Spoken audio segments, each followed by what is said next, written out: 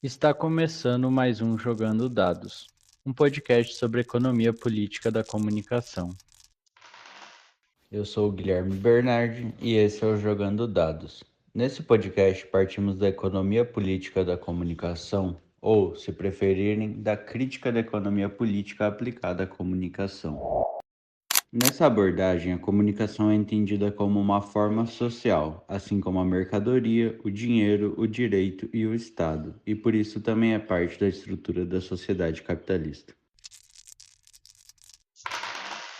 Foram alguns episódios em que o Anderson Santos, nosso camarada de bancada, trazia algum exemplo de suas pesquisas sobre futebol a partir da economia política da comunicação. Chegou a vez de ele falar conosco mais especificamente sobre como ele vem trabalhando a partir dessa matriz teórico-metodológica. Esporte mais popular do Brasil, um dos mais acompanhados no mundo, o futebol movimenta muitos recursos e expõe várias estratégias de controle de poder político-econômico e respectivas projeções de contradições do capitalismo, com exploração social, subsunção do trabalho e distintas representações sociais de maneira subalternizada. Chegou a hora de apresentar o Anderson. Ele é professor da Unidade Educacional Santana do Ipanema da Universidade Federal de Alagoas, presidente da ULEPIC Brasil, o capítulo brasileiro da União Latina de Economia Política da Informação, da Comunicação e da Cultura, doutorando em Comunicação na Universidade de Brasília e autor do livro Os Direitos de Transmissão do Campeonato Brasileiro de Futebol. Tudo bem, Anderson? Como estão as coisas por aí? Falar de futebol dentro de campo tá complicado. Fora isso, com saúde, enfim, né, as coisas caminhando para um novo normal muito parecido com o normal antigo. Mas é isso que a gente tem para o Brasil hoje, né? Vamos lá falar de futebol, mas numa perspectiva mais teórica, digamos assim, né? Que é o que dá para falar por hoje. Com certeza. Problemas à parte, né? O Inter na liderança, isso tá me deixando um pouco feliz, mas já vivi com Argel, já sei como é. Força aí pra vocês. E para conversar também sobre o assunto, Rafaela. Tudo bem, Rafaela? Como estão as coisas aí em Portugal? Oi, gente, tudo bem?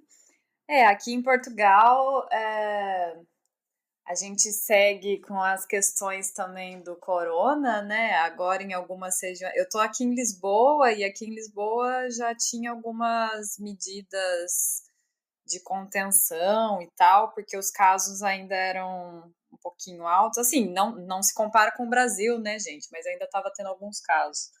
E aí agora eles estão ampliando para outras regiões do país, então a gente sempre fica nessas questões de alerta, né? Parece que ainda vai longe essa coisa toda. Mas assim, né, não tem comparação com o Brasil, que as pessoas simplesmente estabeleceram que acabou o corona, mesmo com os casos aumentando dia após dia. Mas enfim, tá tudo bem, né? A gente tá com saúde e vai levando. E eu tô super empolgada pro episódio de hoje. Vamos falar de futebol. Futebol é sim político, é sim sobre política e a gente precisa debater isso.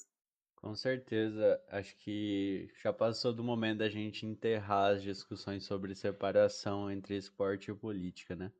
Mas vamos lá.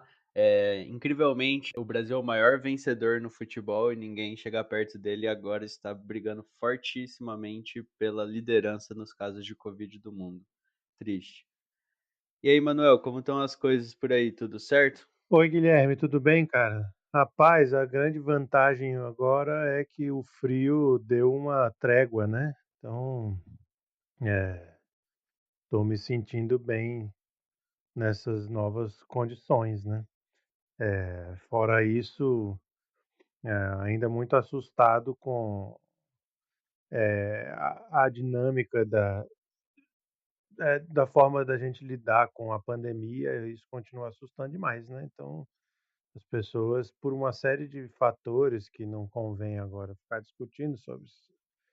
As pessoas têm debatido muito sobre culpa, eu acho isso muito problemático, mas enfim, as pessoas estão tendo que se virar e, entre outras coisas, elas largaram mão total, né, de cuidados, etc., ou vão tomando cuidado de acordo com o que lhes parece conveniente. Enfim, eu, da minha parte, continuo aqui com as crianças, minha companheira, tentando manter o mínimo de resguardo, né, as condições de resguardo de saúde. É isso. E estou animado também para conversar com a Rafaela.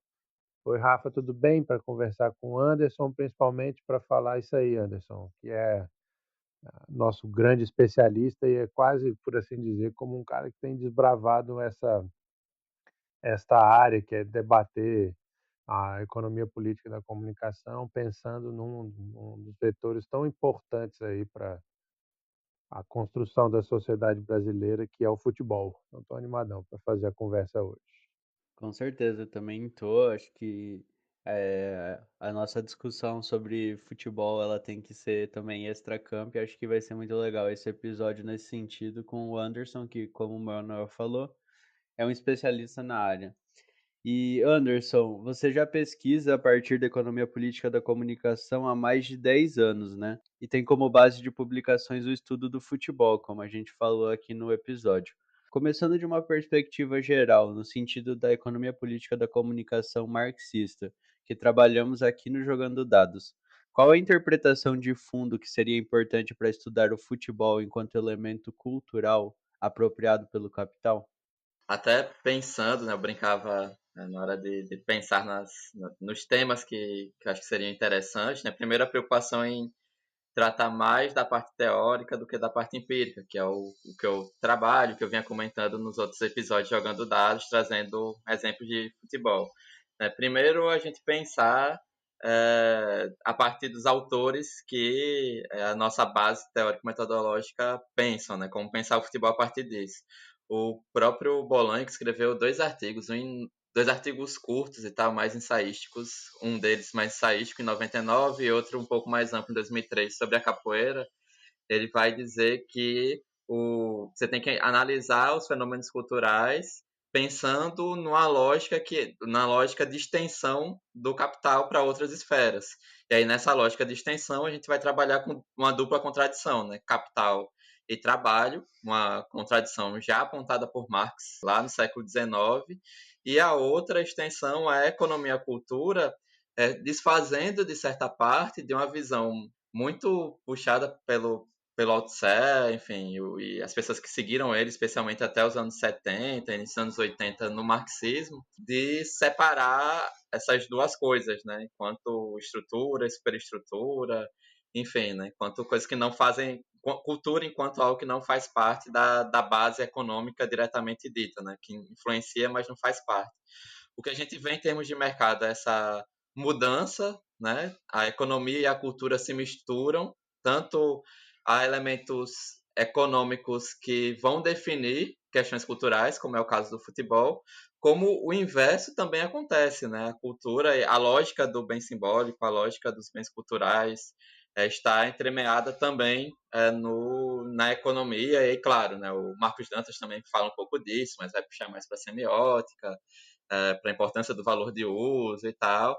Mas, assim, é a partir dessa base de entendimento, na perspectiva marxista, que a gente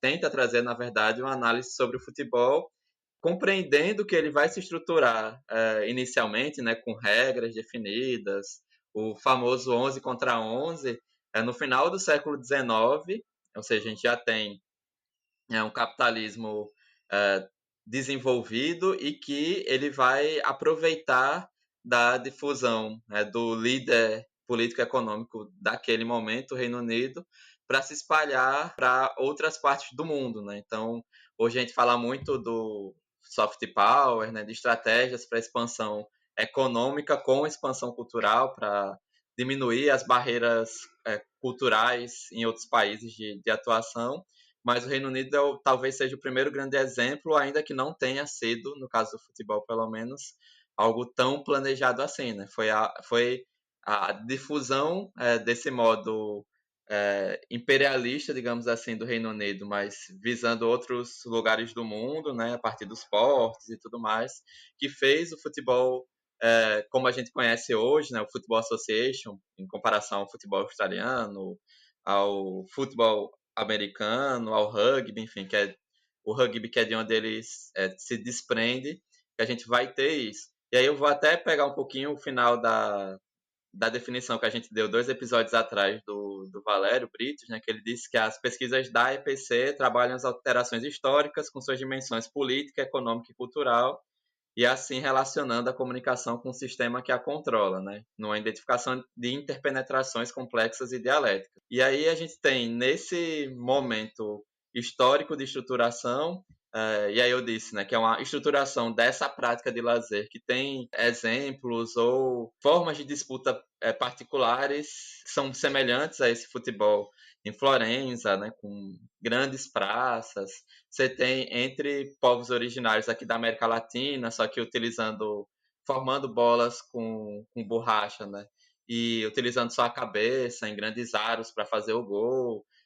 Tem o Tsuju na China medieval e tal, mas é o Reino Unido que vai transformar uma prática que também era violenta, e aí vai normatizar uma prática a partir das universidades, né? Então tem um componente de organização estatal já nesse início, vai organizar para definir como ele deve ser praticado, e a partir disso, né, um geógrafo de futebol, felizmente falecido, o Gilmar Mascarenhas, ele chega ao ponto de dizer que o caráter de espetacularização, que a gente vai falar muito, especialmente com os meios de comunicação, ele já estaria presente nesse momento em que a prática de lazer é normatizada e você cria parâmetros tanto para a disputa, diminuindo a violência do jogo, criando regras, reproduzindo também, né, a lógica industrial de divisão de tarefas, né?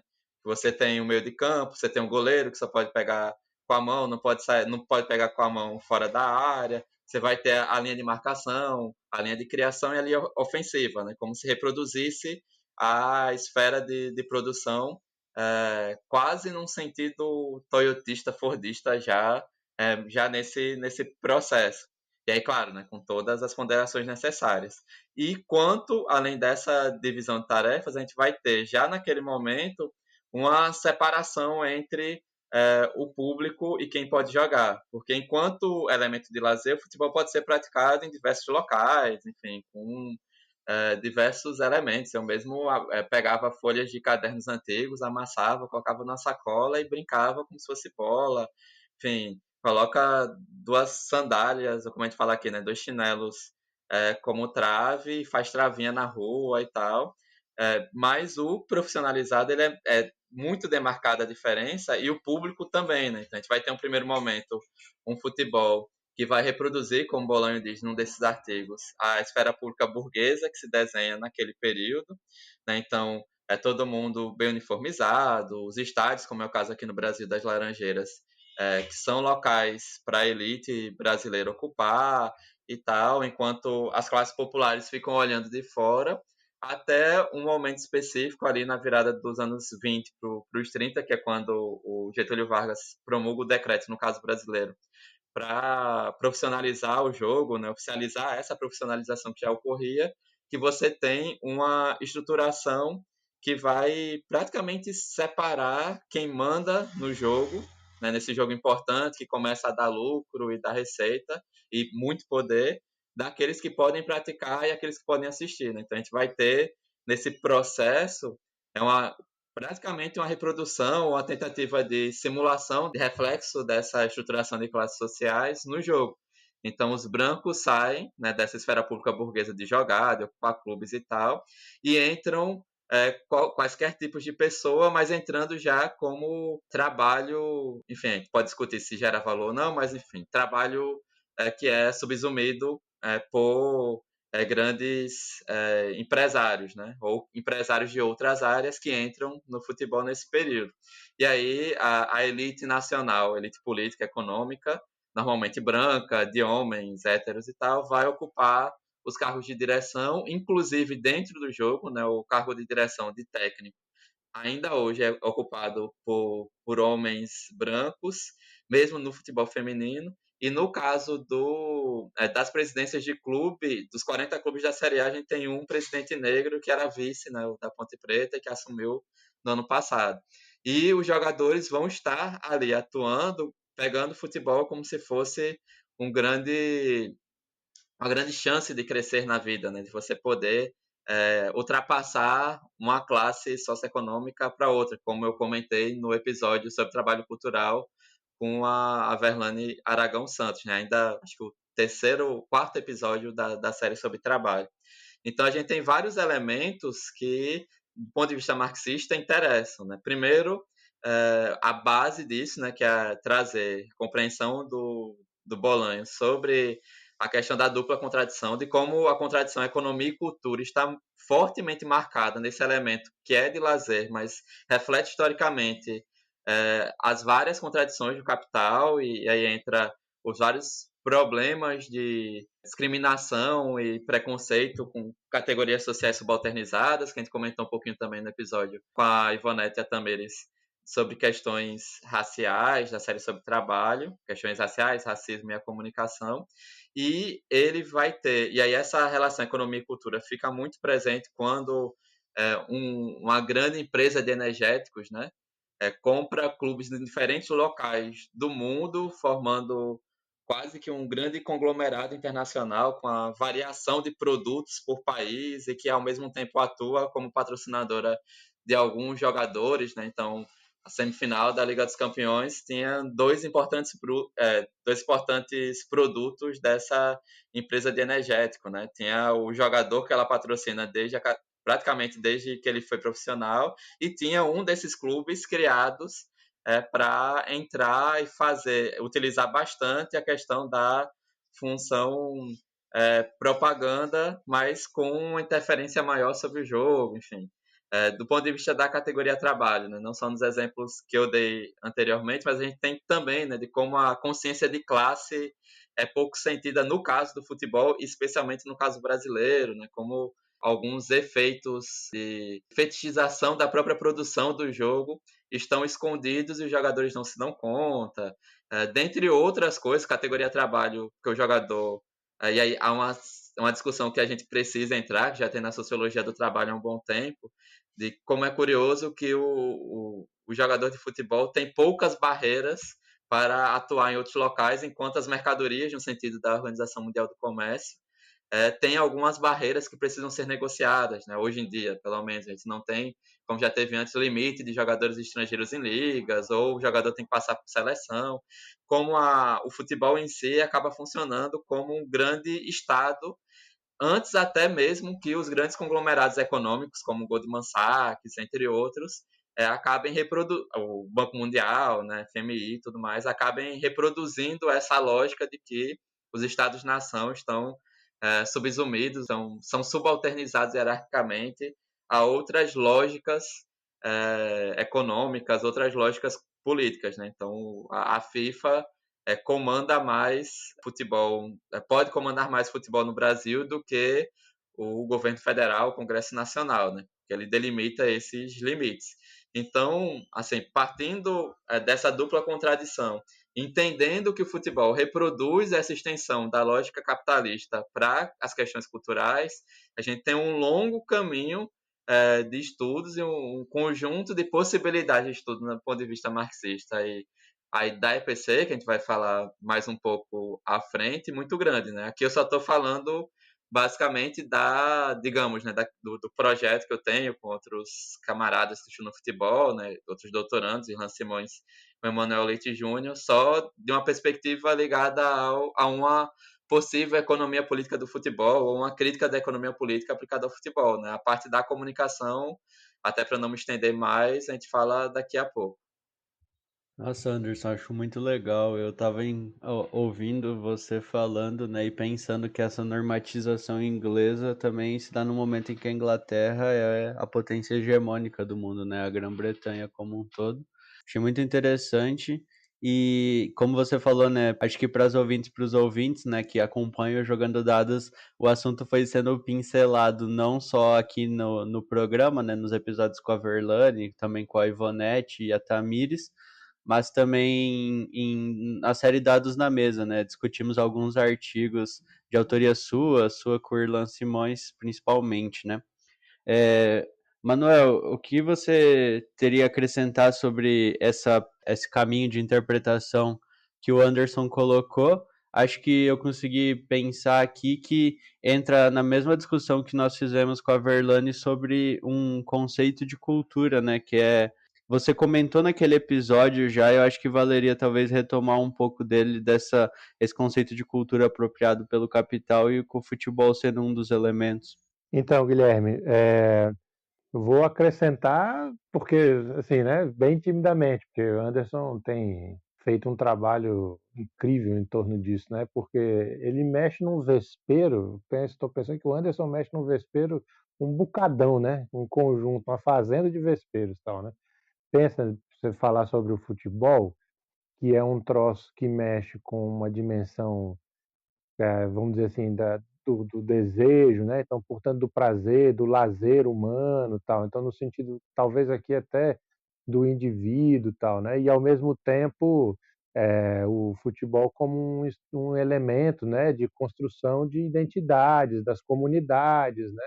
Então, as associações, então tem vários. A gente poderia falar de vários outros âmbitos que mexem com isso, né? E o futebol, para o caso brasileiro, é um monumento, tal, né? Então, para se pensar nesse sentido, né? Justamente uma coisa importante para o debate marxista, para o debate sobre economia em geral, né? E até para a gente deixar bastante, digamos assim, abrir aí bem o meio de campo, tal, né? Nessas discussões em torno da relação entre economia e cultura. O Anderson ressaltou aí o quanto isso no âmbito do próprio marxismo sempre foi um problema, né? Ou pelo menos nas vertentes em que o marxismo foi se desenvolvendo ali ao longo dos anos 60, 70 e tal, né? Por uma perspectiva bastante específica, e que como essa discussão sobre cultura vai se tornar muito relevante a partir do chamado da virada linguística, virada cultural, tal, né? Então fica sempre essa discussão meio dicotômica, né, entre relação entre economia e cultura, o que se sobrepõe ao quê. E eu acho que quando o Anderson faz essa avaliação sobre o futebol, ele consegue mostrar muito claramente, muito especificamente, que não é possível fazer uma, uma separação no ponto de vista dicotômico, né? São tensões que estão colocadas e aí a gente sempre vai fazendo uma análise do prisma da dialética, né? Então, como é que essas coisas se contradizem, se relacionam, se articulam, né? Eu acho o trabalho brilhante e lida como eu disse, com esse problema que é tão central para nós, né? Quando nos anos você estava falando sobre essa dimensão de uma definição de cultura, o problema lá colocado no debate com a Verlaine foi justamente esse, né? Nós tivemos uma discussão, os próprios marxistas incorporam esse debate como se ao longo dos anos 70 a cultura se sobrepõe à economia, portanto, né? Então uma espécie de está na definição do Frederick Jameson sobre a lógica cultural do capitalismo tardio, né? Então a ideia de que a própria dimensão do capitalismo, né, o seu funcionamento, sua dinâmica mais efetiva se tornou cultural. Eu acho interessante perceber que o Anderson, quando analisa o futebol e faz esse apanhado histórico, tal, consegue mostrar que essa dimensão da cultura, óbvio que ela muda ao longo do tempo, mas ela nunca teve apartada, né? Muito pelo contrário, né? A questão é como, talvez seja mais interessante perceber, eu acho que esse que é o trabalho que a Bernard faz, uma dimensão como a cultura vai se tornando cada vez mais determinada pela lógica da mercadoria, né? E isso implica num debate sobre o trabalho. O Anderson faz muito bem essa discussão. Então, só essa apresentação já inicial aí do Anderson já nos coloca todos os temas e para vencer, por assim dizer, as incompreensões, né? Que a ideia de falar sobre, por exemplo, a economia política do futebol pode dar a impressão de que se trata de um economicismo, como isso aparece em outros. Um debate antigo, tal, né? Remete a está em tantos pontos, né? Essa incompreensão. E a economia política, eu acho que quando vai sendo bem feitinha, esse é o tipo de trabalho que o Anderson vai fazendo, vai mostrando, apresenta bem que essa dicotomia não faz o menor sentido. Com certeza. É um trabalho referência aí. Inclusive, na base do seu trabalho, Anderson, que permeia o livro sobre os direitos de transmissão do futebol brasileiro, do Campeonato Brasileiro, né, no caso, você usa como base, tem como base a análise da concorrência numa perspectiva marxista, ou seja, de uma economia heterodoxa. Como os conceitos derivados da análise de barreiras de mercado, apropriados especialmente por César Bolan e Valério Britos a partir da produção de Mário Poças, constroem as suas análises empíricas? Eu utilizo como conceito-chave as barreiras político-institucionais, né? Vou tentar explicar rápido, mas é, o que a gente tem, né, em termos de mercado, você tem normalmente oligopólios além dos chamados monopólios naturais, né? Então, sei lá, a distribuição de energia normalmente é monopólio porque o tipo de negócio, o serviço que é prestado, né, o que é produzido, não necessariamente permite que você tenha vários agentes, porque é algo muito caro e difícil. Se você pudesse escolher entre ter energia de uma empresa ou de outra, seria mais complicado para que essa empresa garantisse cabeamento e tudo mais, né? Entre outras coisas. Mas o que seria a estrutura de mercado básica do capitalismo, isso Postas diz e Bolan retoma no Indústria Cultural, Informação e Capitalismo, é o oligopólio, né? E aí você vai ter seguindo inclusive uma tendência que outros autores, né, o José Paulo Neto com Marcelo Braz, um livro sobre a economia aplicada da comunicação, que é bem, na perspectiva marxista, que é bem básico, de uma coleção de serviço social, vão dizer, né, que é a questão da capacidade do modo de produção capitalista em cada vez mais gerar concentração de mercado e centralização de capital, né? A gente vive uma lógica disso, desses processos, em termos internacionalizados. Mas os mercados, né, de cada setor econômico, ou agentes que vêm de outro setor, ou grandes agentes e tal, eles tendem a buscar a liderança desses mercados, se eles entram, e aqueles que já estão dentro estabelecem barreiras para a entrada, em alguns casos, isso eu vou, a barreiras de entrada e barreiras de saída, mas eu vou fixar barreiras da entrada aqui, né, há barreiras de entrada para outros agentes. Então, um exemplo simples: no Brasil, até 2002 ou 2003, empresas concessionárias de radiodifusão não poderiam ter nenhuma porcentagem de capital estrangeiro.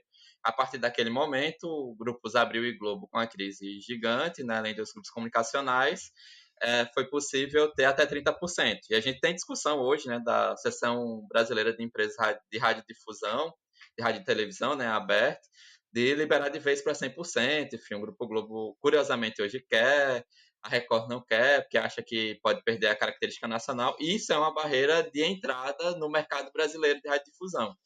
Na TV fechada, a lei de acesso a serviço condicionado a pagamento, né, a lei de TV fechada, que tem toda a discussão hoje, inclusive também, né, para remodelar se a internet entra nesse bolo ou não, ela proibiu a propriedade cruzada em 2011. Né? Alguns pesquisadores, especialistas na área, brincam chamando de Tratado de Tordesilhas, que basicamente o Grupo Globo ficou com a produção de conteúdo e as grandes empresas de telecomunicações na distribuição desses conteúdos. Né? Então a Globo não pode ainda ser do conselho de administração de empresas, como já foi nas décadas de 90 e 2000 de Netsky, mas em compensação uma AT&T que comprou a Time Warner, né, hoje Grupo Warner, não poderia produzir conteúdo, não poderia ter canais aqui no Brasil, que é uma outra coisa, inclusive, que o Grupo Globo entrou agora numa disputa com a Turner pelos direitos de transmissão. Então, assim, isso é comum em outros mercados, né? Estou puxando já para a comunicação.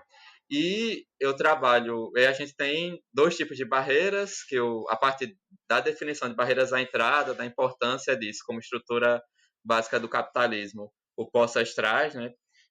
O Bolan vai trazer no livro Indústria Cultural, Informação e Capitalismo uma definição de barreiras específicas para a indústria cultural, né, que são as políticas institucionais e a estético-produtiva. A estético-produtiva, ele, especialmente o Valério Britos, né, na tese dele na UFBA, mas também em outros livros, em outros artigos posteriores, vai definir melhor. Barreira político-institucional vai definir o padrão técnico-estético, porque no caso das empresas de comunicação é algo extremamente relevante você ter um padrão com que o consumidor, né, o telespectador, o espectador disso, se acostume com ele e passe a querer produtos culturais semelhantes. Então, a produção audiovisual aqui no Brasil, basicamente, é o padrão Globo de qualidade. Né?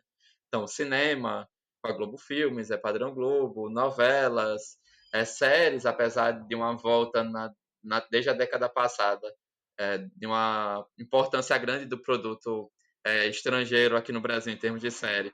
Mas você tem séries muito parecidas, o jornalismo vai seguir determinado padrão, a cobertura esportiva segue determinado padrão, e aí, claro, você tem padrões alternativos a esse padrão, né? Não necessariamente contra-hegemônicos, enfim.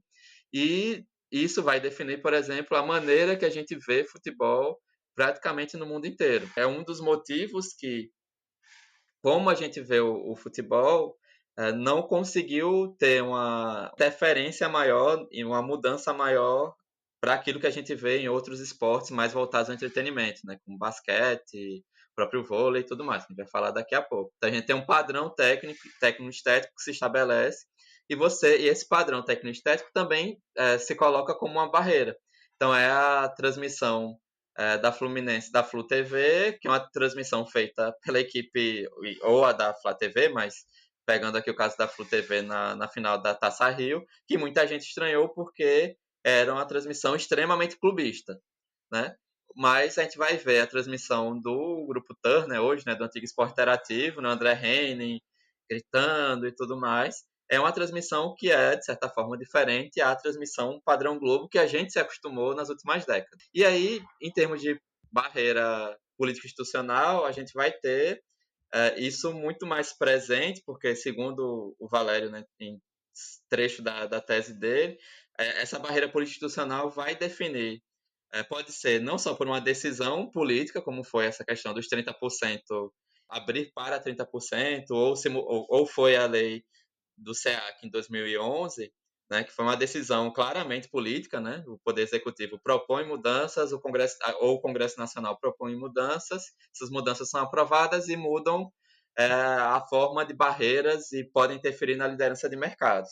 A gente tem, nesse caso também, decisões indiretas. Então, a minha pesquisa mesmo foi sobre um termo de cessação de conduta assinado entre Globo e Clube dos 13, né? A união dos grandes clubes de futebol brasileiro que existiu até 2011, sobre a venda dos direitos de transmissão do Campeonato Brasileiro de Futebol.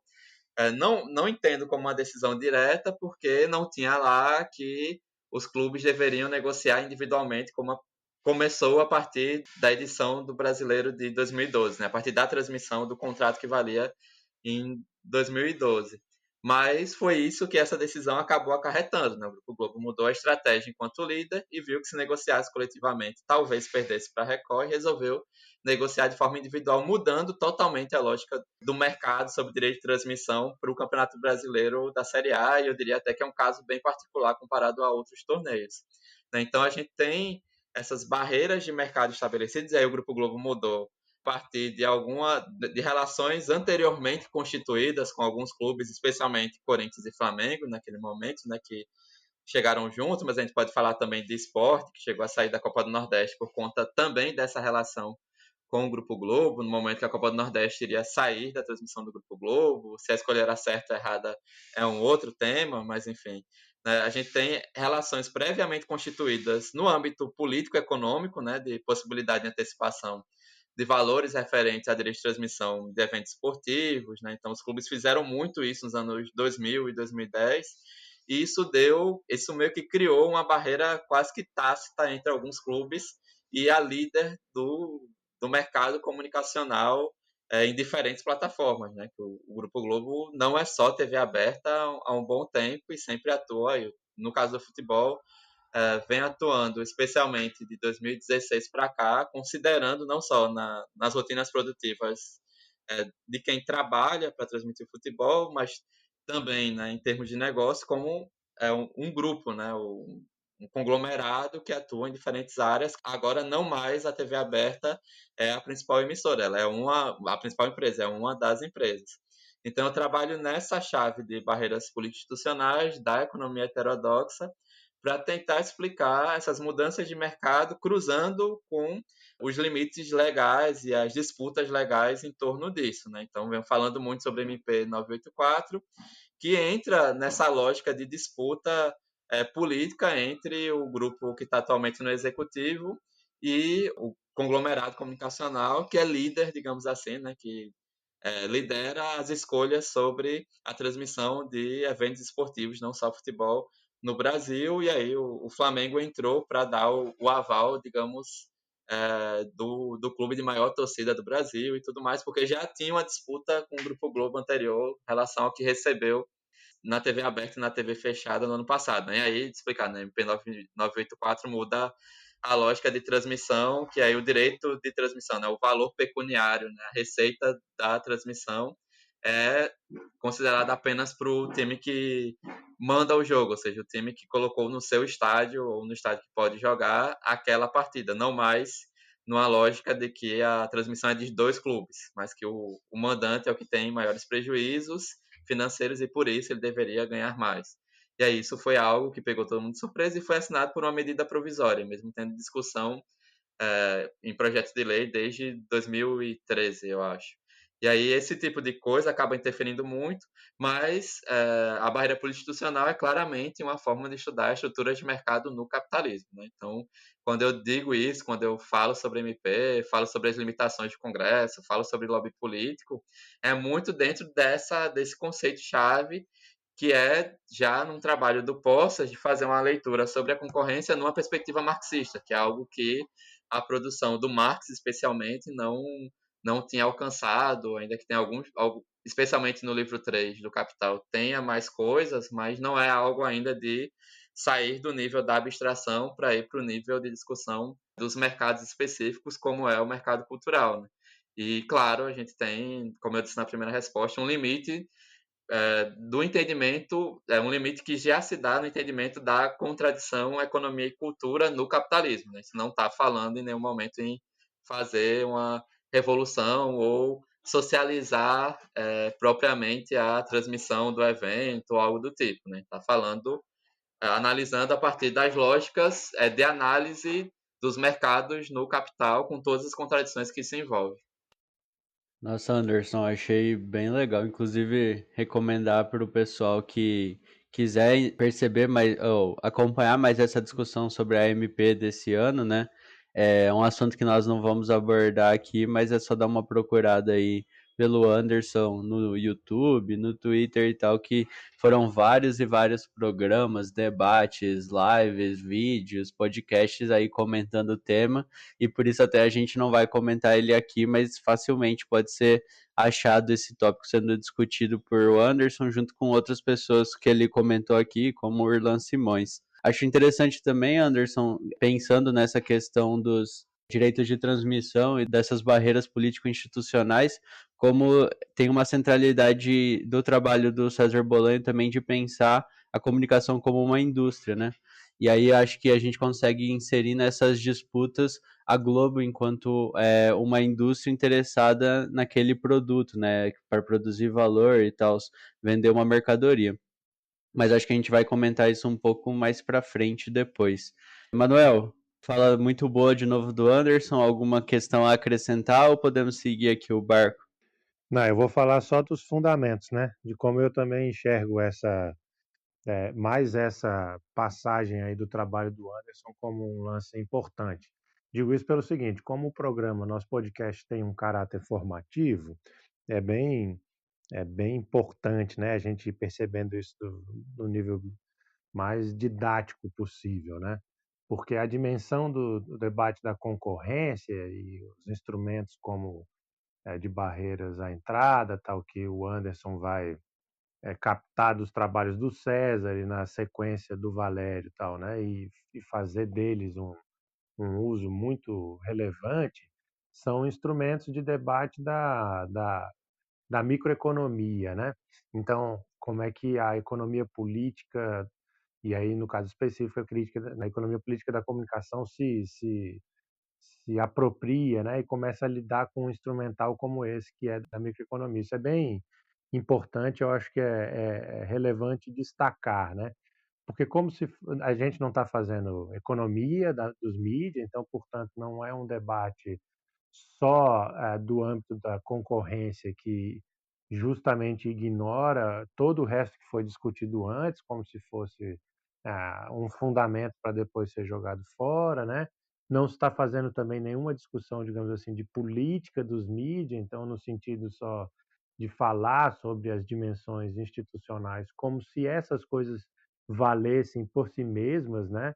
Mas tem mais a ver com uma discussão que é própria do âmbito da dialética, tá? Então, de novo, resolve e se coloca na discussão que foi apresentada ali na primeira parte do debate, né? Da pergunta que você fez para o Anderson, que é onde eu acho que a EPC vai mostrando qual é a diferença de como é que se dá essa abordagem, né? Para não achar que se trata de um economicismo, etc., né? Ou um preciosismo de fazer debate sobre a concorrência e pensar um instrumental da microeconomia para ficar perdido aí neste debate do economês, digamos assim. Muito pelo contrário, né? A discussão toda é como se fosse assim, vou usar aqui uma figura bem frágil, né? Mas é como se esses debates normalmente ficam presos na dimensão de quem nasceu primeiro, o ovo ou a galinha, e as pessoas ficam ali presas ou no ovo ou na galinha, como se fosse sempre uma ideia de algo que precede e a outra coisa precisa ser só discutida na sequência, né? Como a dialética lida com a relação de pressuposto e o que está posto, então, portanto, não é exatamente uma precedência, porque a relação entre o que é pressuposto e o que é posto é de negação, e essas coisas se invertem no processo, né? Então, a dimensão de entender aquilo que foi debatido antes como cultura, ou você vai ver na discussão do marxismo, né? O Anderson fez muito bem essa fala, portanto, entender como Marx só vai falar da concorrência lá no livro 3, então indo percebendo como ele vai lidando com este problema, né, dos tais pressupostos antropológicos, né? Então é o valor de uso, depois é justamente a reprodução da força de trabalho, vai voltar no debate sobre a questão do trabalho, então o que é o trabalho produtivo, né? Então é um trabalho produtivo no sentido como se diz aí na linguagem lukácsiana, ontológico. Então, tem sempre essa relação entre o que é ah, pressuposto e o que é posto, a dimensão da cultura, então, justamente aparece aí, né, no que é entendido normalmente como e aí num sentido equivocado, como se o pressuposto, portanto, fosse uma dimensão prévia e depois a gente fala sobre economia e ignora o resto, né? Então o Anderson vai justamente mostrando como esses processos se articulam, né? Então a dimensão da concorrência não vai sem você fazer o debate sobre como estas questões culturais estão sendo colocadas, né? Então, não é uma discussão sobre barreiras institucionais políticas, como se isso fosse um problema a ser resolvido exclusivamente no âmbito das discussões políticas, né? Então, como pega um objeto de estudos como o futebol, que mexe com todas essas pontas, né? E como o Anderson gosta muito de futebol e pensa também do ponto de vista do futebol, ele consegue observar a articulação entre as várias peças, digamos assim, para o time jogar bonitinho, né? E sair fazendo um monte de gol. Então, portanto, essas coisas não vão sem as suas, digamos, tensões, né? Então, não é uma discussão sobre a concorrência que se perde num debate exclusivo sobre a concorrência, porque isso interessa exclusivamente ao âmbito empresarial, né? Então, também não é uma discussão sobre a beleza da cultura do futebol, ignorando que efetivamente o futebol se torna uma dimensão da lógica espetacular, e aí, então, portanto, como essas dimensões industriais entram nisso, né? As marcas e assim sucessivamente. Então, eu acho isso, a gente vai percebendo como o que a EPC pode. Quer dizer, um bom manejo da crítica da economia política pode fazer sem ser pautada por uma ideia de que se trata de economicismo. Vejo que isso, o Anderson está mostrando no futebol, vale para ser discutido numa série de outras questões que têm sido colocadas como se fossem coisas que dissessem assim, tá vendo? A economia política da comunicação não tem como contribuir nessa ou naquela seara. Nós tivemos essas discussões todas aqui já, né? Então, debate sobre a questão racial, a discussão das assimetrias entre os sexos. Então, isso tem aparecido, a discussão da cultura num sentido amplo, como o Verlaine fez. Se você opera direitinho as dimensões, as categorias a partir de um manancial da crítica da economia política, só sai coisa boa e golaço. Mais um do Anderson. Deixa só eu acrescentar algo rapidinho sobre a discussão de barreiras institucionais que eu tinha marcado aqui, mas também resgatando o episódio de definições, né? O arquivo de definições de EPC está lá na legenda do episódio, vocês conseguem encontrar, mas uma parte, acho que o parágrafo final que a gente separou começa com: a mediação social deve ser entendida como um processo duplo, envolvendo elementos de ordem política institucional de um lado e psicológico cognitivo de outro. Esse trecho, só reparei agora para pensar a primeira pergunta, a primeira resposta, esse trecho também dialoga com a formulação teórica da economia política da comunicação, porque considera a dupla contradição que eu falei, economia e cultura, o conceito, como a gente falou naquele episódio de mediação, que é super importante para a comunicação na América Latina, né, para os estudos comunicacionais na América Latina, é um conceito-chave, e o César ali também resgata, de certa forma, um entendimento dessa definição que nos leva à separação de barreiras de entrada que ele fez em 2000, né, na tese, na verdade, né, mas que está publicado no livro Indústria, Cultura, Informação e Capitalismo. Ele separa a mediação no processo político-institucional, da barreira político-institucional definida como barreira de entrada para esses mercados comunicacionais, e o psicológico-cognitivo, que dialoga claramente, né, com a barreira estético-produtiva. Né? Tá certo, Anderson. Continuando aqui nas discussões, então, algo que você repete nas suas produções é que é uma relação muito próxima do futebol profissional com a indústria cultural. Quais os efeitos desse desenvolvimento histórico semelhante dos dois lados? E o que a indústria cultural pode ter criado, interferido ou modificado no jogo? Bom, essa foi uma pergunta, né, que saiu, na verdade, da brincadeira no Manuel, né, a gente pensando na pauta, na verdade, né, no roteiro. E, na verdade, a gente tem efeitos muito claros, né? Primeira coisa que a gente tem efeito do ponto de vista simbólico e do ponto de vista econômico. Nos estudos de futebol nas ciências humanas e sociais, trabalha-se muito com os conceitos de campo e capital do Bourdieu, porque o Bourdieu, em um dos livros, eu não vou lembrar agora, mas tem um capítulo de um dos livros dele que ele trata especificamente do campo esportivo. E aí é muito comum dizer que o campo esportivo é formado por um conjunto de capitais, econômico, cultural, simbólico e tudo mais. Né? Então, no campo político, por exemplo, ligado ao capital político ligado ao futebol, se explica muito pelo próprio desenvolvimento desigual, digamos assim, né? Usando termos furtadianos, mas no próprio desenvolvimento desigual da economia no Brasil. Né? Então, a gente vai ter como o futebol chegou através dos portos, então os grandes portos do Brasil têm o futebol primeiro do que em outros lugares, além da lógica do Charles Miller, das pessoas que vinham de fora. Então, Rio Grande do Sul, por conta da proximidade com o Uruguai, enfim, Pernambuco. Aí você tem também, pelas estruturas econômicas, Pernambuco e Bahia sendo, acho que depois de São Paulo e Rio de Janeiro, oficialmente sendo o terceiro e quarto estados a terem a prática do futebol profissional do jeito que a gente conhece hoje.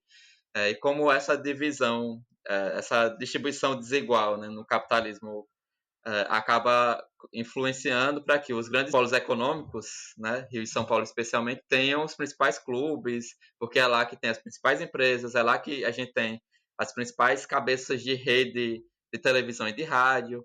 Então, isso vai interferir do ponto de vista político, a ponto de que, acho que dos últimos 16 presidentes da CBF, ou de quase todos os presidentes da Confederação Brasileira de Futebol, desde que ela foi criada em 1914, enquanto Confederação Brasileira de Esportes para cá, a maior parte deles são de Rio e São Paulo, assim, a imensa parte. O que a gente teve foi o Coronel Nunes do Pará recentemente, nessa onda de uma série de presidentes da CBF ou presos ou envolvidos com corrupção, tendo que sair do cargo, assumir o vice mais velho numa manobra lá e era do Pará, mas assim, em termos políticos, não interferiu nada em prol do futebol paraense ou em prol do futebol do norte do país.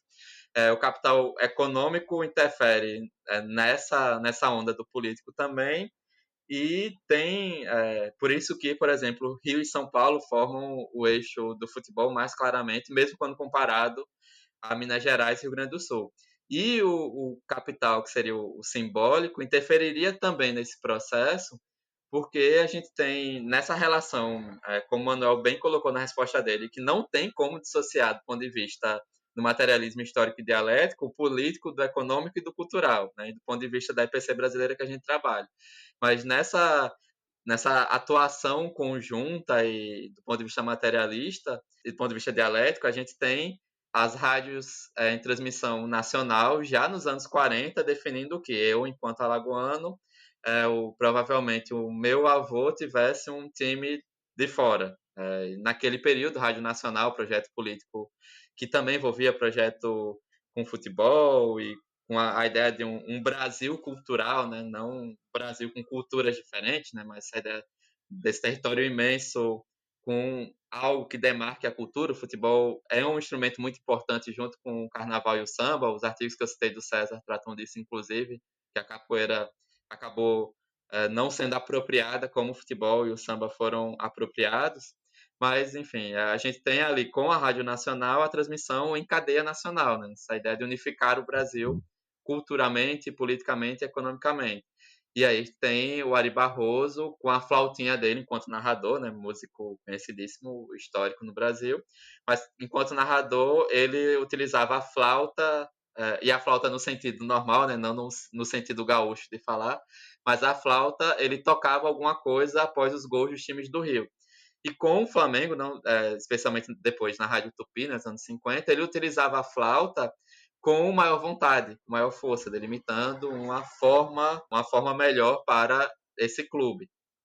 E aí os times do Rio, especialmente Flamengo e Vasco, vão ter já naquele momento, no início do profissionalismo do futebol no Brasil e no início do profissionalismo dos meios de comunicação voltados a muitas pessoas no Brasil, caso do rádio, uma interferência grande para pesar esse capital simbólico, já, como eu disse, considerando que Rio e São Paulo já tinham um capital econômico e político muito presentes.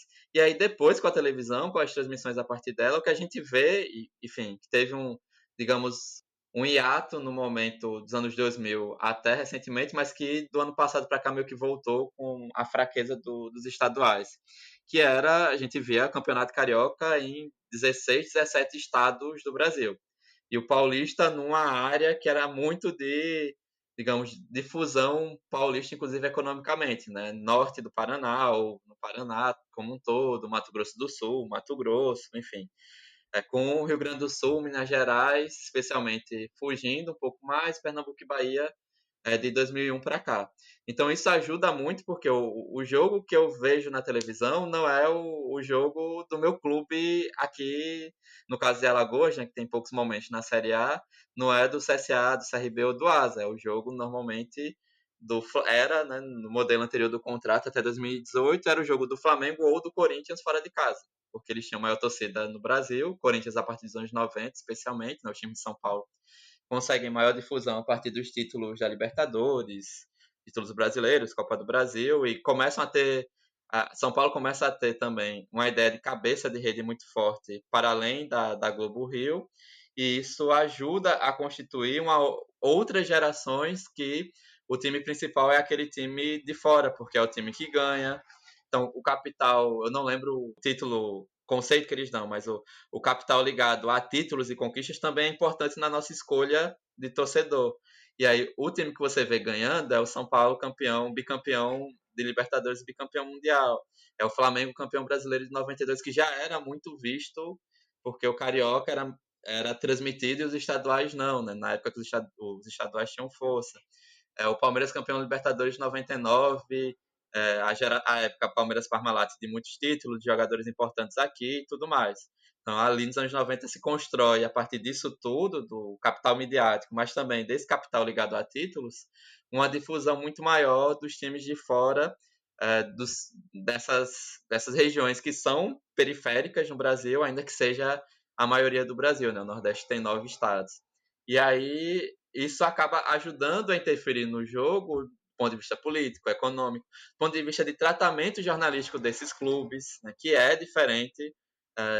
Um dos artigos mais recentes com o Carlos Figueiredo, que participou, inclusive, 2 episódios jogando dados, e com a Melina Reis, que é pernambucana, mestra, acho que em sociologia na Federal Fluminense, foi justamente sobre a representação do Fortaleza após a chegada do Rogério Ceni. E como isso interfere também, né? O All Sport publicando no sábado que veja como assistir Vasco e Fluminense, um outro jogo e o Palmeiras, sendo que o Palmeiras ia jogar contra o Bahia. Tipo, só o Palmeiras não tinha adversário, porque era o Bahia, né? Não tinha o clickbait, né? O caça-clique interessar as pessoas pela audiência, né? De como isso interfere nesses aspectos do jogo.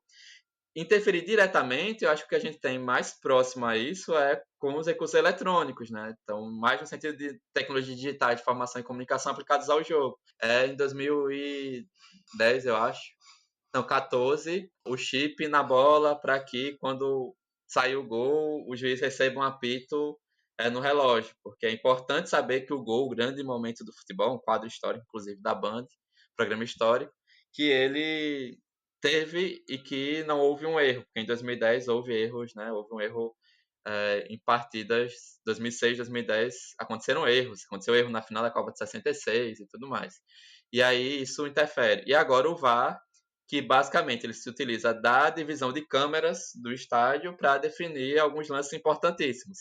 Ainda que o caráter individual siga, né? São pessoas que analisam as imagens e tem outros pesos também.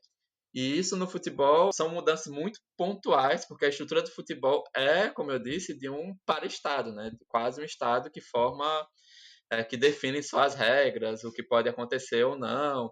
As mudanças têm que ser escolhidas ainda por representantes do Instituto, o IFAB, né, que definiu as normas lá no século XIX. Então, eles têm ainda um peso nessa definição de regras, porque o Futebol Association, né, o futebol profissional, ainda atua muito preso a algumas normas muito específicas. Né? Então, o futebol profissional está sendo espetacularizado, está sendo mais espetacularizado, mas ele não é tanto como outros esportes, né, como o basquete, foi sobre interferência dos Estados Unidos, né, da NBA, que não do jeito que o vôlei foi extremamente modificado dos anos 90 para cá, né? A gente tem a última mudança do vôlei, eu encerro com isso, foi de mudar a linha de 3 metros, né? Então, a parte da quadra que tem uma linha que o jogador, a jogadora de trás não pode pisar ou não pode passar, né, no rodízio do vôlei, ela é demarcada de um laranja diferente do resto da quadra, porque é para ter melhor visibilidade para o público que assiste pela TV, para ele conseguir ver de forma melhor. É o vôlei que mudou da lógica chatíssima, por sinal, da vantagem, né? Para você fazer um ponto, você tem que adquirir a vantagem e fazer o ponto seguido, ou seja, você teria que fazer 2 pontos para ter um ponto, para uma lógica de pontuação direta, para facilitar a transmissão. E ele, enquanto é um esporte estruturado no início do século XX já, mas em universidades dos Estados Unidos, ou seja, ele já é dessa lógica dos Estados Unidos de ver o esporte muito mais como entretenimento para além de um lazer, né, mas um entretenimento voltado também a meio de comunicação, de como ele muda dos anos 90 para cá para gerar mais partidas emocionantes e para que essas partidas emocionantes possam ser melhor vistas pelo público que está em casa. Eu já fui para jogo da Liga Internacional, né, de vôlei, fugiu o nome do torneio, porque mudou recentemente, que o público no ginásio acompanha muito mais o telão e é muito mais levado ao telão, inclusive para o pedido de desafio e tudo mais, do que no futebol. O futebol caminha um pouquinho para a lógica do telão nos últimos anos, né, que digo o Cristiano Ronaldo que vivia se olhando no telão, mas ainda assim, a atenção no que acontece no gramado é muito maior do que a do vôlei, né? O vôlei se tornou cada vez mais algo produzido para a transmissão audiovisual, né? Mesmo para quem está na quadra ou no ginásio, né? Então isso é muito mais demarcada essa diferença de como a indústria cultural mudou, inclusive as regras do jogo, do que em relação ao futebol, que ainda se prende a algumas tradições, como a estrutura de normas, da quantidade de regras, enfim, tem alterações muito pontuais, ainda que também para dar maior atenção para o público, né, como foi a mudança de pontuação, visibilidade de cartões e tudo mais, mas em comparação a outros esportes, são mudanças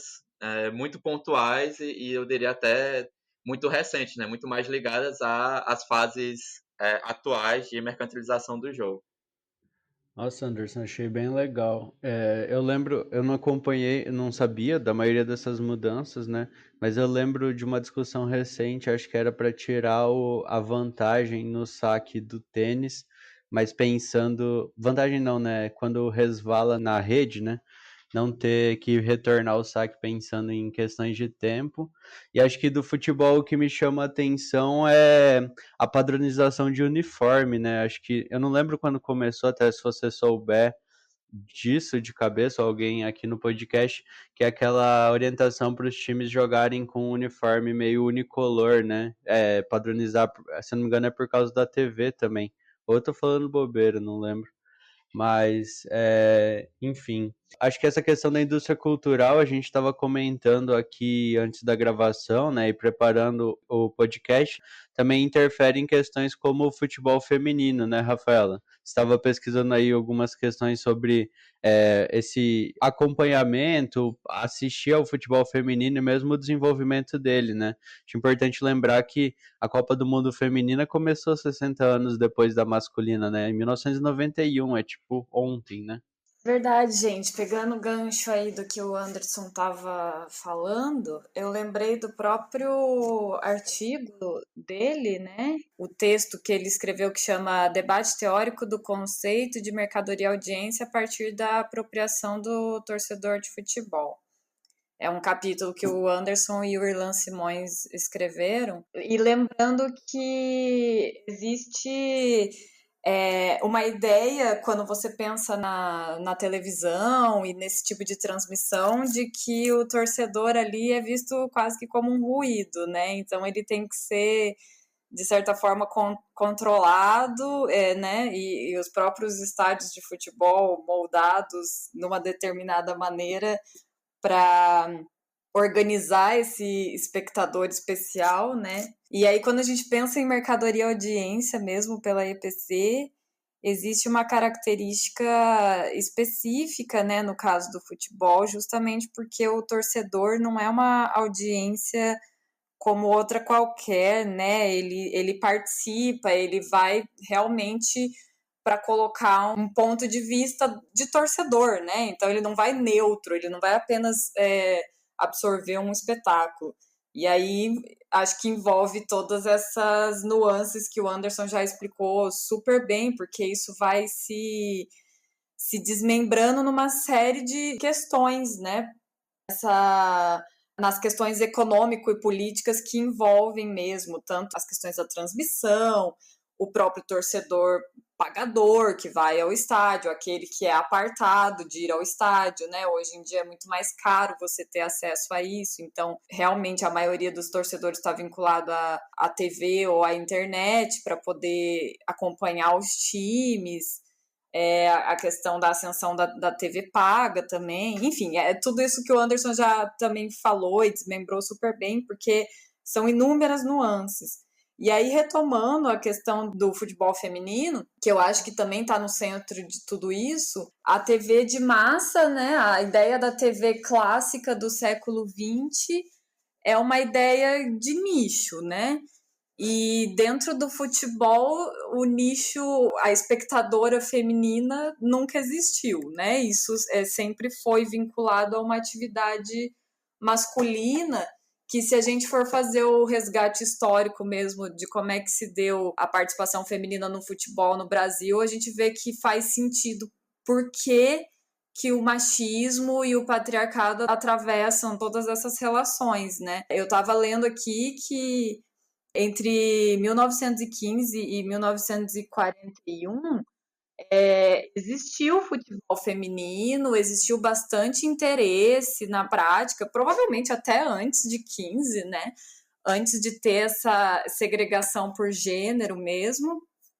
E até uma curiosidade é que na inauguração do Pacaembu teve um jogo de 2 times femininos do Rio de Janeiro. As jogadoras foram até São Paulo para fazerem o amistoso ali antes do jogo principal, e isso gerou muito burburinho na imprensa, parte da imprensa vendo com muita positividade isso, e parte da imprensa machista já denunciando que aquilo era um absurdo e usando até como desculpa o fato do jogo ser muito bruto, muito violento, e que aquilo seria um risco para a biologia das mulheres. E aí tem uns argumentos completamente absurdos, dizendo que se as mulheres recebessem muita pancada na região dos seios, né, bola e pancada, etc., que aquilo poderia aumentar o risco de câncer de mama.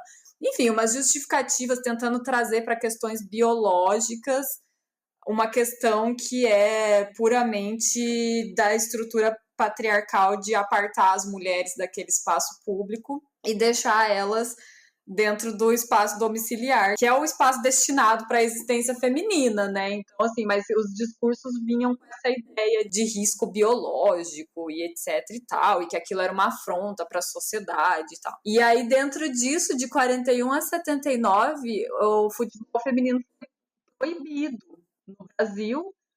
Então, se a gente parar para pensar o tanto de tempo que a atividade foi proibida e o tanto de tempo que ela começa a se desenvolver, fica nítido assim que a gente ainda está engatinhando, né, no desenvolvimento disso tudo aqui.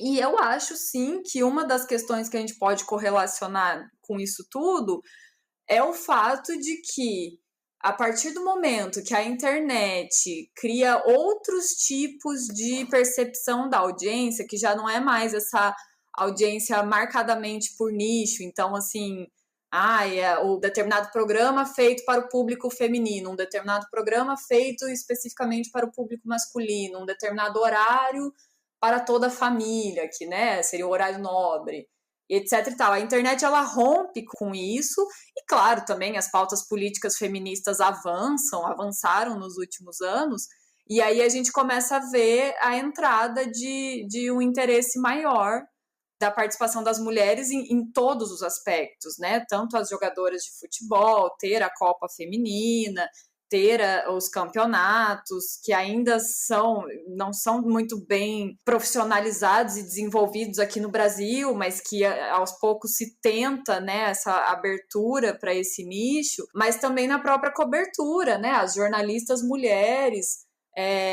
primeiramente fazendo os comentários, depois a repórter na beira do campo, e aí hoje em dia já as mulheres conseguindo atingir espaços de opinião. É muito recente a participação de uma jornalista mulher na cobertura da TV aberta, né? Foi em 2019, se eu não me engano, e que você tem essa presença da jornalista mulher ali na transmissão, fazendo a parte de opinião também.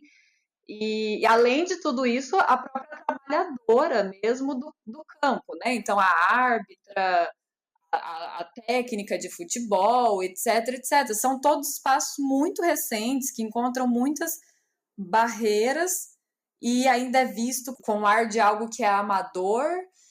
E aí fica complicado, porque como o Anderson já mostrou que toda essa relação é uma relação que perpassa as questões da indústria cultural, de consumo, de audiência transformada em mercadoria, etc, etc.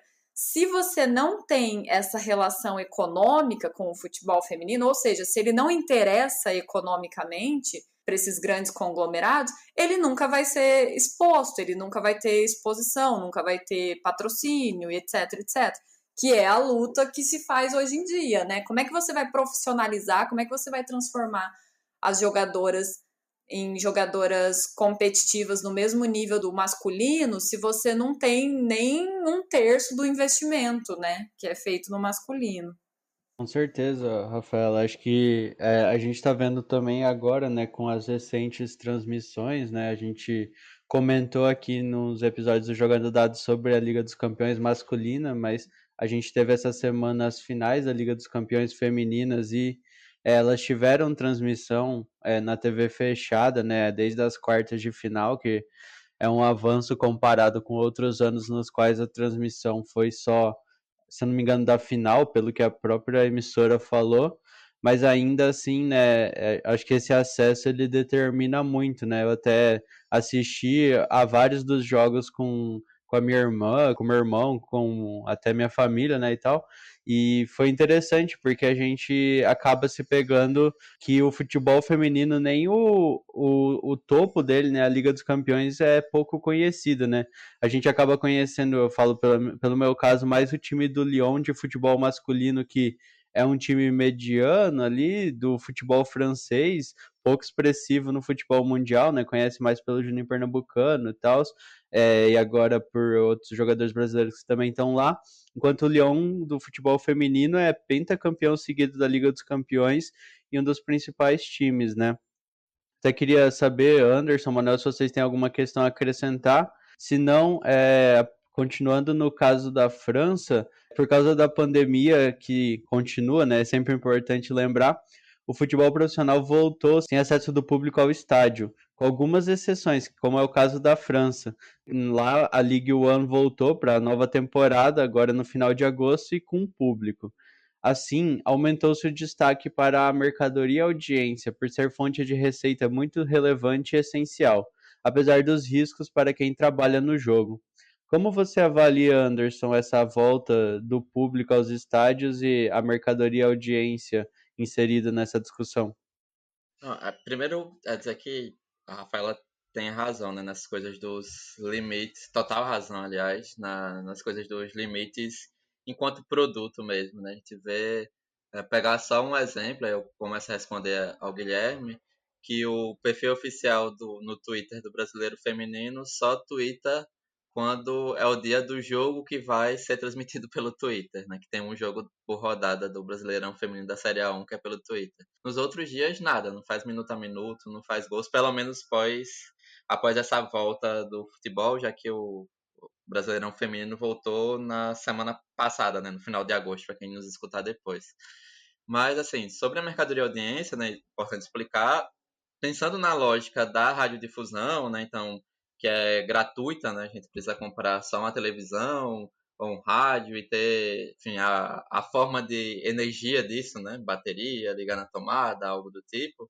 A mercadoria audiência era o grande produto negociável para que as empresas que trabalham com mídia consigam ter receitas, né?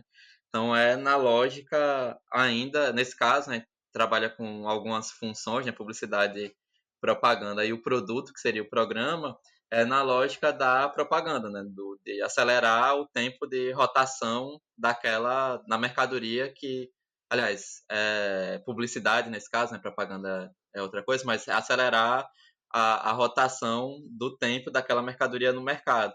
E a televisão cumpre esse papel com as publicidades, merchandising, né, que é publicidade dentro dos programas e tal. E nesse caso, a mercadoria audiência que é vendida, assim, seria o público e suas características, mas geralmente algo em bloco. Com a internet a gente tem a divisão melhor, né, desses blocos, tem características especiais. E no caso do futebol, a gente tem um produto que normalmente consegue ter, né, enquanto futebol televisionado, futebol mediatizado, futebol no audiovisual, que consegue ter isso de forma mais clara. E aí, dos anos 80 em diante, essa porcentagem nas receitas dos clubes vai aumentando, né? Porque antes havia a dúvida de que se o futebol não tira torcedor do estádio, porque é melhor ficar em casa, porque você consome o que você quer e vê o que você quer. Enfim, né? Você pode sair, banheiro, as condições de saída são melhores. Teve todo o discurso sobre a violência na ida e nos estádios e tal. E dos anos 80 em diante, a transmissão do jogo vai se tornando a principal fonte de receita na maior parte do mundo dos clubes de futebol profissional. Então eu lembro da Copa União de 87, que matéria da Placar, né? Eu precisei olhar por conta do mestrado, que se dizia, né? Com os recursos de transmissão, era como se os clubes já começassem as partidas com um público de pelo menos 20 mil pessoas. Né? Então a lógica era essa, isso em 87. Né? Depois isso vai se acentuar, e mesmo clubes como o Flamengo, que tinha, antes da pandemia, uma lógica de. Teve uma bilheteria muito boa, né? Média de público muito boa no Maracanã no ano passado, já na Maraca Arena, como diria Matias Pinto, da Central 3, ou o Palmeiras com Crefisa e Fã com patrocínio que envolve outras questões políticas dentro do clube e tal, mas mesmo nesses clubes a porcentagem de receitas dos direitos de transmissão é muito importante nisso, né? E aí o que mostrou, na verdade, a questão da pandemia agora, né, com jogos importantes fechados, especialmente no topo da pirâmide, né, no nível nacional, mas também no nível internacional, é que sem essa receita, mesmo mantendo sócio, criando outras formas, criando camisa e tudo mais, essa receita precisaria entrar, porque sem o jogo, quem adquiriu o direito de transmissão não ia querer pagar por algo que não estava sendo entregue. Né? Não é à toa que os campeonatos não pararam, pelo menos no caso dos campeonatos que tinham contratos mais claros, que esse peso era muito grande. Né? Então, a maior parte dos campeonatos europeus, tirando o francês justamente, não acabou o campeonato ali e seguiu para outra temporada, né? Precisou voltar e, digamos, devolver aquilo que foi contratualizado, que eram as partidas realizadas. Né? Teve campeonato aqui que não mudou nem fórmula de disputa, né? Manteve a mesma coisa porque o contrato era por jogos transmitidos. E aí isso já tinha encaminhamento, né, a partir, inclusive, muito da parte política, neoliberal, política econômica, né, Margaret Thatcher, a partir de 89, reconfigurou os estádios, e aí o peso muitas vezes, o valor que a torcedora poderia pagar por assistir no pay-per-view, né, no sistema de vídeo sob demanda ou streaming, era muito mais barato do que o pacote dos jogos, né? De você ter que ser sócio e adquirir o pacote de todos os jogos para assistir no estádio, que é o caso do Barcelona, Real Madrid e tudo mais. Então você muda essa lógica também para o consumo. E aqui no Brasil, com as novas arenas, acaba se ampliando, né? Então a gente tem estádios que exigem um consumo muito maior em termos financeiros para ter o padrão, entre aspas, o padrão FIFA de estádios, enfim, o padrão internacionalizado disso tudo. As pessoas não podem levantar, tem um jeito de comemorar e tal. E aí o curioso disso é que isso mostra muito a contradição cultura-economia, que quando nessa necessidade de voltar os jogos para ter a receita de televisão, né, a receita de transmissão audiovisual, o público não está presente, como diria um amigo meu do Baião de Dois, Maurício Tagino, é o sonho de muita gente. O jogo de futebol em estúdio, né? Porque assim, você tem as câmeras, você tem tudo, mas não importa se o jogo do Real Madrid vai ser no Santiago Bernabéu ou num dos centros de treinamento que cabem até 4 ou 5 mil pessoas, que normalmente são para jogos da base, ou no sentido de não ver o potencial do futebol feminino, né, do time feminino do Real Madrid, que inclusive é super recente, é do ano passado. Então não precisa ser o espaço, a arena de gladiadores, no sentido do esporte lá do Coliseu Romano.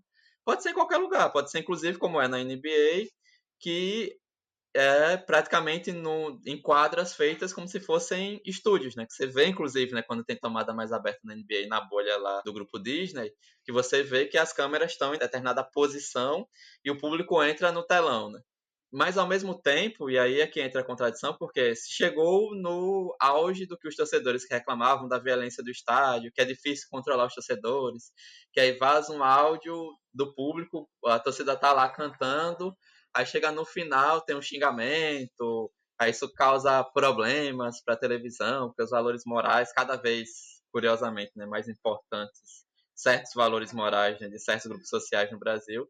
Então você chega no auge daquilo que seria limitei o público, só vai participar no telão e assim, tira o áudio deles, controla o áudio a partir de técnica, né? Coloca quando está atacando para ser torcida empolgada apoiando, e quando está sendo atacada até coloca uma vaia pro time adversário, mas e olhe lá, você já tem um total controle sobre o produto midiático. A única coisa que não se tem controle ainda, tirando as crises e as polêmicas, é no resultado do jogo, né? Tirando os casos de golpe e tudo mais.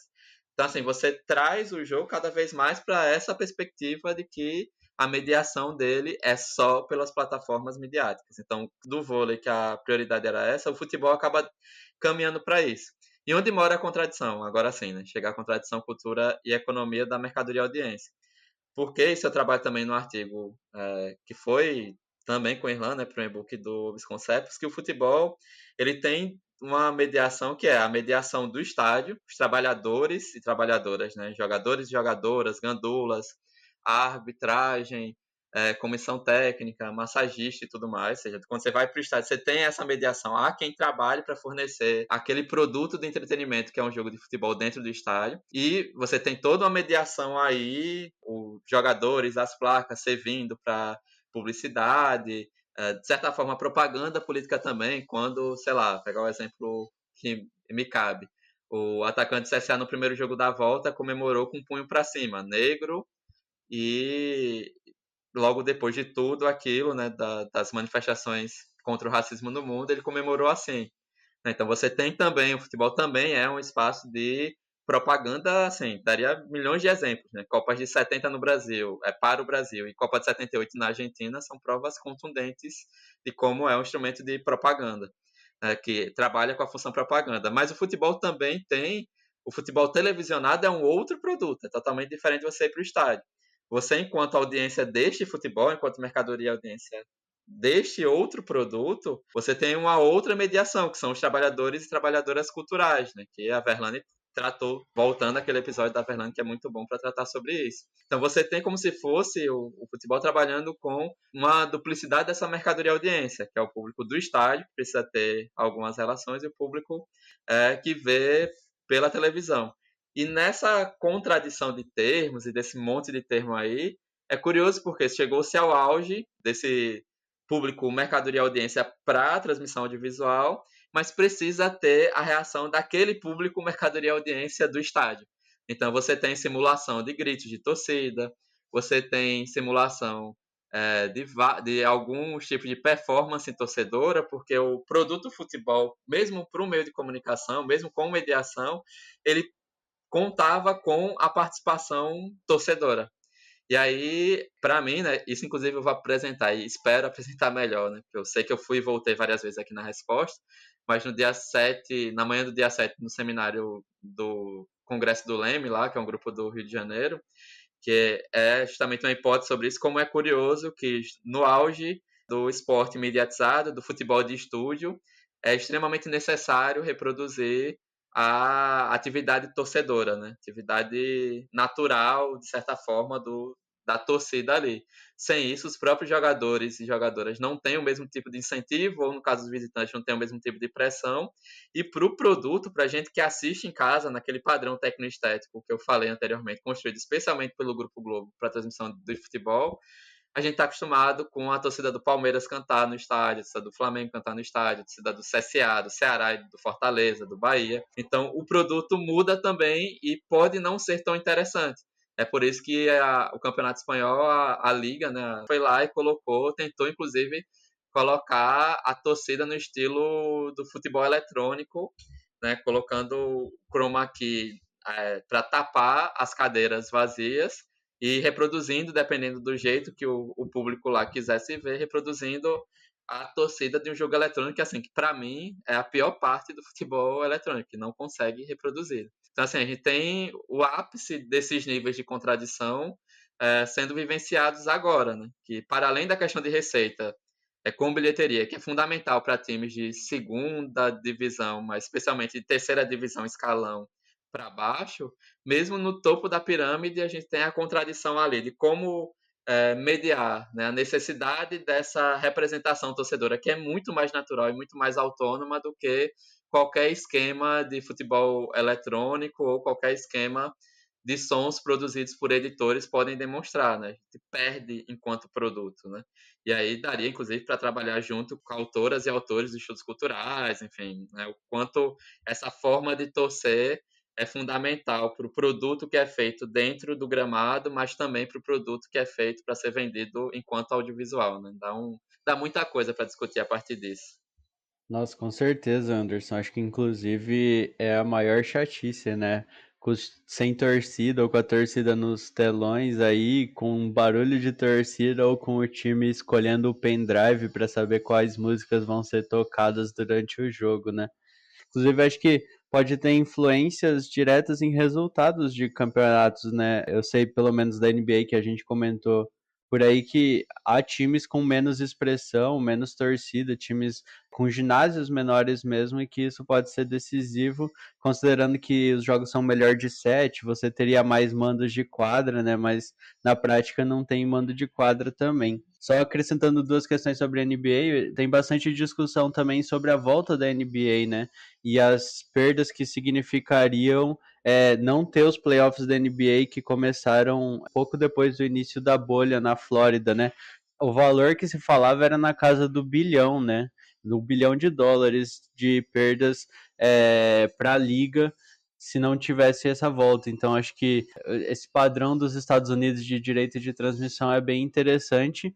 E aí a gente teve agora recentemente a greve dos jogadores e das jogadoras, né, de basquete, não só, mas também de outros esportes, porque foram lá continuar jogando e continuou a polícia matando gente nos Estados Unidos, terrorista supremacista branco atirando em manifestantes, e acho que perceberam que estavam na bolha realmente, né? Não sei, pensar em alguma forma de protesto, mas que não era efetivo somente continuar daquela forma. Vamos ver como as questões vão se desenvolver, mas acho que foi muito interessante aqui. Até queria perguntar para o Manuel e para a Rafaela se eles gostariam de acrescentar alguma coisa, comentar em cima do que o Anderson ou do que foi falado aqui no episódio, senão vamos encaminhando para o encerramento. É interessante ver essas contradições que vão ficando cada vez mais intensas e sofisticadas, né? Enquanto o Anderson estava falando, eu fiquei pensando, será que a pandemia e esse novo modo de fazer as coisas, né? Eles tendo que recorrer a todas essas questões, ou de colocar o público de forma artificial, ou de realmente não ter o público, você só solta o som, etc. Será que isso também não contribui para uma formação mesmo, de uma nova estética, né, do futebol, fazendo com que esse aspecto do torcedor vai ficando cada vez mais apartado do produto midiático, né? Porque o Anderson deixou claro que é importantíssimo, né? Que é essa relação orgânica que ela é um dos componentes ali do espetáculo, é ela que torna aquilo com a especificidade que tem, né? Mas conforme essa mercadorização vai ficando cada vez mais intensa e os artifícios de controle cada vez mais intensos, e quanto mais você puder controlar, melhor, né? Porque assim você vai tirando esses aspectos de improviso, sei lá, violência, xingamento, manifestações políticas. É comum mesmo, assim, era comum você ver até mesmo a torcida xingando o próprio comentarista, já teve um monte de torcida xingando Galvão Bueno e coisas do tipo nas transmissões. Então, quanto mais você consegue cortar esse tipo de coisa, melhor para o produto midiático, né? Só que será, né, que a gente acostuma essa audiência a essas novas perspectivas? Eu fiquei pensando nisso, porque daí vem toda aquela questão dos pequenos espaços de contradição em que se sobrepõe a política da classe, né? Porque o futebol ele tem esse aspecto político, então são esses momentos em que você consegue ver a torcida se posicionando, por exemplo, a torcida antifascista, né, a torcida que abre ali os seus cartazes e mantos com frases políticas e tal, e que para quem transmite é ruim, né, você não poder controlar isso. E por outro lado também eu fico pensando se dentro dessa contradição isso não acaba abrindo espaço para essas novas maneiras de se criar novas audiências mesmo, assim, por exemplo, um público feminino, porque existe toda essa mitologia de que as mulheres e as famílias e as crianças vão sendo cada vez mais afastadas do estádio de futebol nos anos 80 e 90 por conta da violência das torcidas organizadas, que hoje em dia já foi totalmente filtrado, né, tudo isso. Enfim, eu não sei se o Anderson quer fazer um comentário final sobre isso, mas eu agradeço esse episódio. Eu acho que a gente conseguiu ter vários insights aqui, entender várias coisas, e acho que foi um episódio super rico, gente. Eu adorei. Obrigada. Acho que com certeza, Rafaela. Do que eu sei, por alto tem uma discussão sobre elitização, sobre o tipo de público, mesmo com estádios, né? Na Europa, eu sei uns casos aí de times que eu acompanho mais, tipo o Arsenal, que o momento logo depois de construir o estádio foi um momento que teve essa transformação desse público do estádio em, eles chamam de público de teatro, né? No Barcelona também, né? De aplauso, com muito turista, nessa ideia de vender aí o match day. Mas antes de passar para o Anderson, Anderson, se você tiver mais algum comentário, alguma questão a acrescentar sobre isso que a Rafaela falou, fica à vontade. Queria agradecer aí a falarmos hoje sobre o seu tema de pesquisa. Achei que foi muito legal, muitas questões. E deixe também as suas. Faça as suas propagandas aí de onde o pessoal pode te encontrar, onde pode ver outros materiais que você produz. Não, eu acho que a Rafaela foi muito bem, enfim. Não tem muito o que comentar. É estranho eu agradecer ao podcast que ajuda a construir. Tava brincando com isso quando tava pensando os temas para pauta, do que falar, então. Mas de certa forma, acho que foi muito bom para, como eu disse, eu queria sair do empiricismo, que muitas vezes a gente fica, e fazer a discussão de uma economia política do futebol ou uma economia política da comunicação aplicada ao futebol, que é o que eu tento mais vezes, e o episódio meio que ajudou a construir melhor algumas ideias, algumas propostas de estudo que eu venho trabalhando, ou que eu estou começando, voltando a pensar, enfim, para além, na tese, para além dela também, né? Então, agradeço bastante o espaço, o diálogo contigo, Guilherme, com a Rafaela, que apontou questões muito importantes, né, sobre um prisma que é do futebol feminino, da representação do futebol feminino, e que inclusive o episódio com ela está ali disputando para ser um dos mais escutados, né, o que mostra que é extremamente importante a gente também fazer a interseccionalidade com outras questões de raça, como as de raça e gênero, né, que a gente tratou também no episódio. Fazer a publicidade, né, o livro de Direito de Transmissão do Campeonato Brasileiro de Futebol, tem disponível no site da editora Apris, né, com 2 P's. Tem, eu acho que a versão digital ainda também na Amazon. De vez em quando aparece uma propaganda, uma promoção ou outra nos sites. Fiquem atentas e atentos.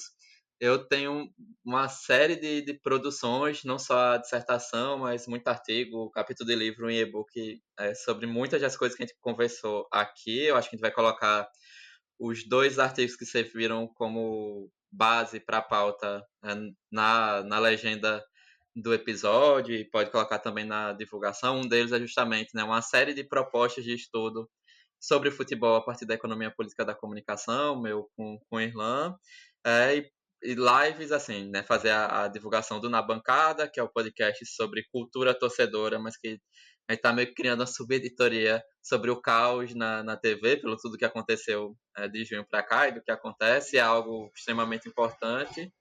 E acho que é isso, né? Agradecer novamente pelo debate, espero que todo mundo goste e que eu agora nos próximos eu apareça como comentarista, e mais comentarista do que o entrevistado. É isso, obrigado novamente pela ajuda que dá também, né, quem pesquisa futebol, ter outros comentários e outros insights sobre esse tema e sobre outros esportes. Com certeza, né? Como se diz no jornalismo, primeiro tem que ser repórter para depois ser comentarista. E com certeza, seu trabalho aí de repórter é muito interessante, muito legal e tá mais do que qualificado aí para voltar para a bancada aqui do Jogando Dados como comentarista. Manuel, mesmo com as tentativas de boicote aí ou greve da sua internet, não sabemos, deu tudo certo aí. Obrigado pela parceria, pela gravação de mais um episódio. Se cuide por aí. A minha relação com a razão instrumental é difícil, porque é uma questão de fé, né? E como eu sou ateu, é um negócio complicado. Rapaz, eu queria agradecer esse podcast num nível até mais elementar, porque o Anderson faz um trabalho extraordinário, né? E como professor de comunicação, então tá dando aula para estudantes de jornalismo, é muito comum, é uma presença muito constante, então, dos estudantes interessados em trabalhar na lógica do jornalismo esportivo, né? E isso, em geral, caminha para o debate da crônica, né? Então, é o estudante de jornalismo que está interessado em saber algumas curiosidades, no máximo vai ali e discutir num nível meio elementar algumas questões técnico-táticas, né? Mas é sempre uma coisa que está meio envolto na curiosidade, né? E eu acho que o Anderson contribui demais com isso. Não é a primeira vez, esse ano já está acontecendo de novo, que aparece um estudante interessado em fazer alguma coisa relativa a jornalismo e futebol, e eu falo assim, olha, tem um trabalho exemplar feito pelo Anderson, que é um cara que tem feito isso de maneira muito competente, feito numa crítica muito minuciosa, tal, e isso ajuda demais, porque eu acho que a gente pode ir fazendo com que os estudantes entendam que a economia política da comunicação é um campo para que esse interesse pelo esporte possa aparecer de variadas maneiras. Então, não é só um debate sobre políticas, né? Então o aspecto legislativo, não é um debate só sobre a questão de economia das mídias, tudo isso são interesses que podem aparecer, mas vão aparecer sempre pelo prisma que é o que leva todo o estudante que está interessado em falar sobre futebol, pensar sobre isso, né? Que é o prazer, o gosto pelo esporte, e o Anderson consegue juntar essas duas coisas, né? Ser um torcedor, gostar muito do esporte, dos esportes em geral, e fazer o seu trabalho com seriedade. E ao fazer a pesquisa com seriedade, ele nunca esquece desse fato de que ele, no fundo, continua sendo um cara que gosta dos esportes e que torce para ver sempre um bom jogo e, se possível, bater uma bolinha também, né? Então é isso aí. Guilherme, Rafaela, foi bom demais. Um abraço e saudações rubro-negras. Segue o líder aí, Manuel. Esse ano aí, atípico, depois de 41 anos, eu estou crente de que pode ser que o Tchatcho Kudê vai levar o Inter ao título brasileiro. Não, mas brincadeiras à parte aí, obrigado pela parceria. E, Rafaela, você já meio que encaminhou aí a sua despedida anteriormente, mas obrigado mais uma vez pela sua presença aqui no Jogando Dados diretamente da terrinha. Se cuide por aí, tá melhor que o Brasil, mas mesmo assim não vamos esquecer dos cuidados, né? Isso aí, pessoal. Beijão e até a próxima. A gente continua aqui com mais assuntos no Jogando Dados. Sempre me cuidando, se cuidem também. Pode deixar. Então é isso, ouvintes. Qualquer coisa é só ler aí a descrição que tem várias recomendações e nos falamos na próxima semana. Não se esqueça de deixar sua pergunta ou dúvida em um dos nossos canais. Você pode mandar um e-mail para o jogandodadspod@gmail.com ou enviar perguntas para o nosso Facebook, facebook.com/jogandodadospodcast, nosso Twitter, @jogandodadospod, ou para o nosso Instagram, @jogandodadospodcast. Não se esqueça de assinar o podcast para ser notificado quando o próximo episódio for publicado. Estamos em vários agregadores de podcasts, como Spotify, o Apple Podcasts e o Google Podcasts. Mesmo assim, não deixe de compartilhar e recomendar aos amigos, amigas, companheiros, companheiras que curtem a área e querem saber mais sobre o tema.